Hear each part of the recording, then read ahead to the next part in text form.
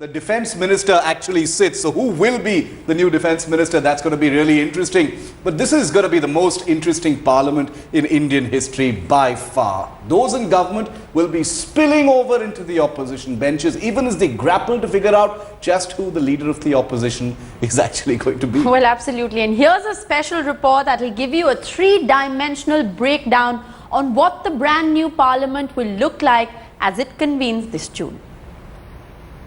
Let's take you inside the 16th Lok Sabha to give you a sense of the mandate that has been given by the people in the 2014 Lok Sabha elections. Beginning with, let's in fact first see the NDA numbers, which clearly show a sea of saffron in the Lok Sabha, standing at 336, out of which 283 seats belong to the BJP alone. Then of course, now let's move to the UPA, which has ruled for over 10 years. And let's now look at the numbers of the UPA. It stands at 59, with Congress at a tally of 44, will now have to sit in the opposition. Let's also take a look at the numbers of other parties which stand at 144. There are MPs of the Trinamool Congress, AIADMK, YSR Congress, TRS, all of them now having to cool their heels in the opposition for the next 5 years.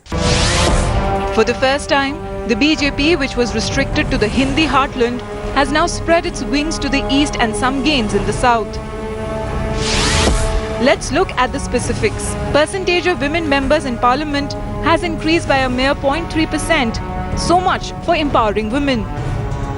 If lawyers dominated the Lok Sabha earlier, this time around there are more from agriculture, farmers in the 16th Lok Sabha.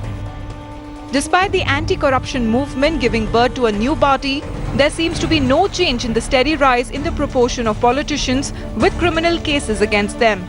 The proportion of both candidates and MPs with cases against them has risen in our new parliament. A new government, a new parliament. A huge majority that has ruled out coalition compulsions. As voters, let's hope the parliament will function and do its job well.